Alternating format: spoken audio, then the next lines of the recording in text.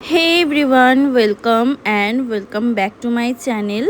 সকালে chia seeds খেয়ে আর মা একটা স্যালাড বানিয়ে দিয়েছিল ছোলা দিয়ে, আর আমার না এটা খেতে বেশ ভালো লাগে। ব্রেকফাস্ট করেই সকাল সকাল চলে গেছিলাম কাজে। আসলে আগের দিন যাকে আমি মেহেন্দি পরিয়েছিলাম না, তারই তো ছেলের অন্নপ্রাশন। তো অন্নপ্রাশনের দিন আমার কাছে শাড়ি পরবে আর খোপা করবে, সেই জন্যই গেছিলাম। আর ওই যে পুচকিটাকে দেখতে পাচ্ছ, ওই পুচকিরই অন্নপ্রাশন। কি কিউট না দেখতে। তো যাই হোক, আমি অনেকক্ষণ বসেছিলাম, দেন কোল্ড ড্রিঙ্কস খেলাম, আর তারপরে দিদির রিভিউটা শুনে নাও মেহেন্দি প্লাস সাজানোর। কতক্ষণ রাখছিলা?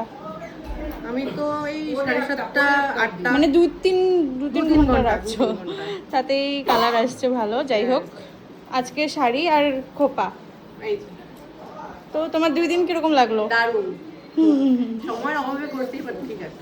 ঠিক আছে, থ্যাংক ইউ। শুনলেই দিদি কিরকম রিভিউ দিল। আসলে দিদির ছোট বাচ্চা তো, তাই বেশিক্ষণ মেহেন্দি রাখতেই পারিনি, এই 2-3 ঘন্টা মতো রেখেছিল, তাতেই কি সুন্দর কালার এসেছে। আর সারা রাত রাখলে তো জাস্ট বলারই কিছু নেই। দেন আমিও কাজকর্ম শেষ করে টোটো করে চলে গেলাম বাড়ি। আর কি গরম পড়েছে বাপরে। তো বাড়িতে গিয়ে লাঞ্চ করে আমি আবার বিকেলে একটু বেরিয়েছিলাম। জানো তো কোথায় যাচ্ছি? আমি না হসপিটালে যাচ্ছি। সেরম সিরিয়াস কিছু হয়নি, জাস্ট একটা ছোট পোকা হাতে কামড়েছিল, বাট আমি যেহেতু চোখে দেখিনি, একটু সাসপেক্ট করছিলাম যে পোকা কামড়েছে না কি কামড়েছে, তার জন্য একটু হসপিটালে গিয়ে একটা ইনজেকশন দিয়ে আসবো। যাই হোক, ইনজেকশনের গুঁতো খেয়ে অনেকগুলো রক্ত বের করে, মানে একটা টেস্টও করেছিলাম আর কি। তো আমি আর বৌদিই গেছিলাম হসপিটালে।